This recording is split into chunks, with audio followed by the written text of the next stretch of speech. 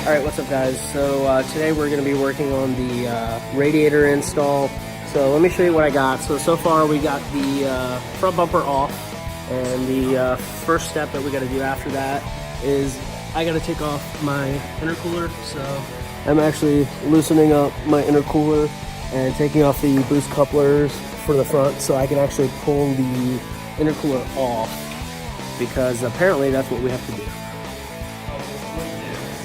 Got it.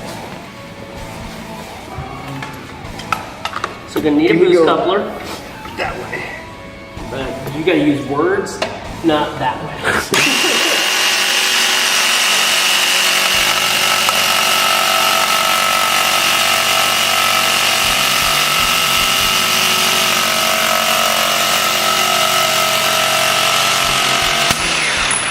Whoa. Blade? Yep. I'm really glad I stood up. I got more. Great. Need them. How far did you make it? I put a scratch in it. No, that was for the wrench. Alright guys, so currently working on draining coolant. There's a little plug right there. You spin it and just pours out. Make sure you take the cap off. And then wait, I guess. I'm going to be flushing in water, so I'm about to fill it up with some water so I can get more of my coolant out. Alright guys, so what we got here is I took off the Mishimoto, I guess, air induction shroud thing. And the next thing we're going to do is basically what John just finished doing on his. And right here, this clip's got to come off. I've already zip tied off my AC condenser, so you'll see like a little metal shroud here. See a little metal shroud here. So I basically just grabbed it. There's a tiny little 8mm. Yeah, right there. So right there, there's an 8mm that's on the other side of this condenser. And that is what actually attaches the condenser to the radiator. So you're gonna unscrew that, and then I'm about to just grab a zip tie through these lines and attach it to this plastic. That way when we drop out the radiator from the bottom, the condenser stays in place.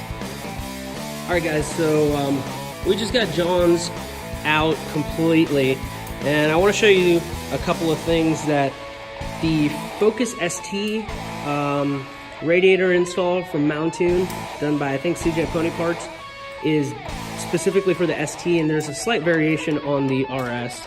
So once you've got the condenser all zip tied off, this was great. It didn't really move at all, completely out of our way. So you'll see these two connectors right here.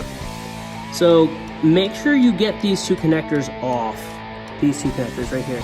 Make sure you get these two connectors off before you drop everything down. We thought we had gotten the connector off, but it wasn't completely off, and we were basically just, luckily there was 3 of us here, and we were just benching it and holding it up while someone tried to disconnect it. But once you disconnect these, your boost pipes will possibly get in the way a little bit, but they're rubber, so just move them.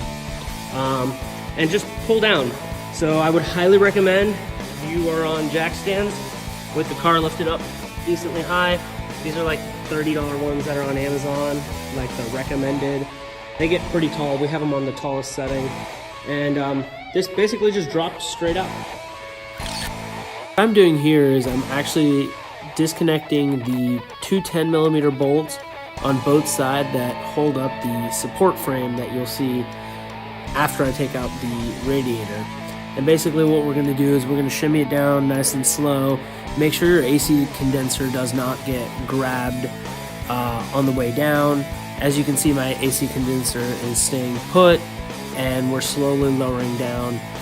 What you're seeing right now is my AC condenser partially, the zip tie got caught, so I'm about to cut the zip tie and reposition the zip tie properly, and then continue lowering it out. Right here. And I'm going to show you what I think was the easiest thing I've ever done in my entire life, on this entire process. It is taking off the fan assembly. Okay, are you ready for this? It's just clips. You don't even have to lift the clips. It's just held in there by gravity. That's it. Entire fan assembly off. Here we got the new one, the new Mountune radiator. It's a triple pass radiator. All that means is the coolant flows through the fins basically 3 times as many times as the OEM one. And then here's the OEM one for comparison. You can see thickness. The Mountune one is slightly thicker, and the Mountune one obviously got rid of plastic that we have over here for nice metal. It's all one nice finished piece. Unfortunately, I wish Mountune would have put the words Mountune a little bit higher, because with the AC condenser, there's no way you're going to be able to see that there's a Mountune radiator in there or not. But if they would have spray painted it right here, then you'd have been able to see it. So I'm going to fill it back up with water. Basically, I'm just like looking for the coolant tank to get water in it. I'm going to basically finish this entire crystal distilled water. So I have Ryobi tools, and this is like a $30 air pump to do inflatable mattresses and stuff. I'm just leaving this on here, and you can watch the coolant. And I'm just blowing air straight through the system, and you see it's like pouring out into that catch fan.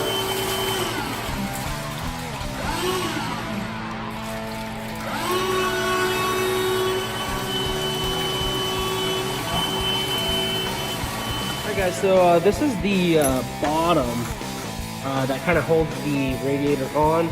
So basically what I'm going to do is I'm just going to grab the new radiator and with the fans mounted, and if you look, there's these little bungs right here,